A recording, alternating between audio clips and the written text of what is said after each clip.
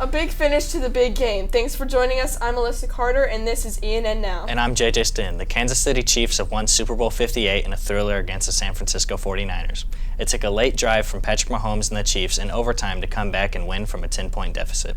Many players on the Chiefs played for OU, including Oklahoma native Creed Humphrey, the Chiefs center.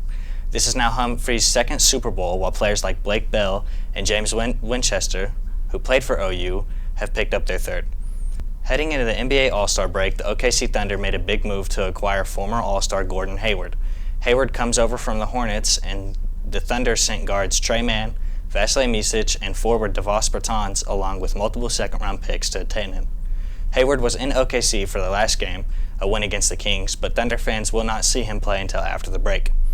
Hayward will wear 33 for the Thunder, as his normal number is retired by the franchise for Gary Payton, who wore Hayward's usual 20.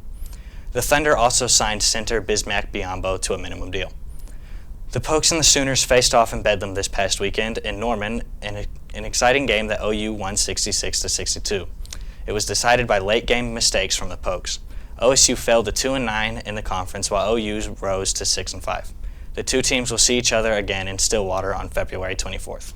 With the rise of AI-generated deepfakes threatening the safety of individuals who have been targeted, Anissa Sohail in our Tulsa bureau discusses the actions being taken by an Oklahoma House committee. Last week, Representative Neil Hayes' House Bill 3073 made it out of committee. The bill would outlaw the creation of AI-generated videos that use people's faces or voices without their consent. Representative Hayes says, "The goal of this bill is to protect people from online deception and the dangerous aspects of AI. Recently, celebs including Taylor Swift and President Joe Biden had fake images and voice recordings circulated. The bill would make a first offense a misdemeanor and a second offense a felony with a $5,000 fine and up to a year in jail." In Tulsa, I'm Anissa Sohail. The state is officially accusing the owner of a popular restaurant chain of a crime. The new indictments are leveled after a years-long investigation. The Oklahoma's Attorney General announced that criminal charges against 3 people, including the owner of Swadley's barbecue restaurants. A grand jury's indictment accuses Swadley of conspiracy to defraud the state. In addition to the owner, 2 former executives were also charged with presenting false information to the state. Prosecutors say that Swadley presented false invoices to the tourism department while they were renovate restaurants in state parks. They say that the company directed restaurant equipment invoices with big amounts of money for equipment. In a statement posted on Facebook, the Swadley family says that there is 2 sides to every story, also comparing Swadley and the government as a David and Goliath battle.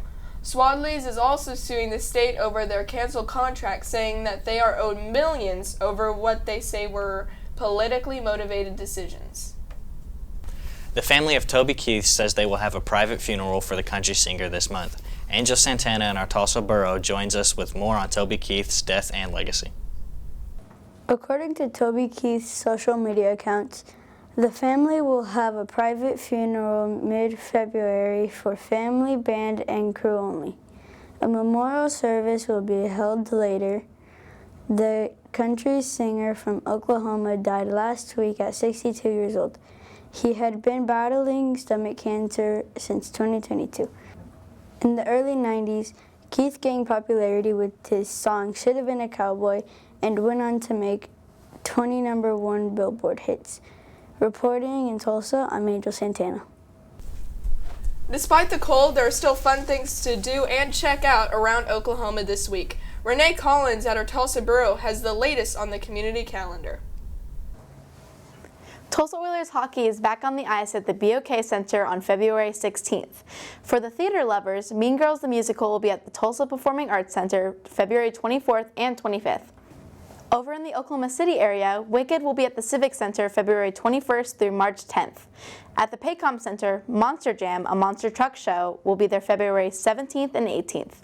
The Oklahoma City Thunder will be playing the LA Clippers on February 22nd and the Washington Wizards on February 23rd.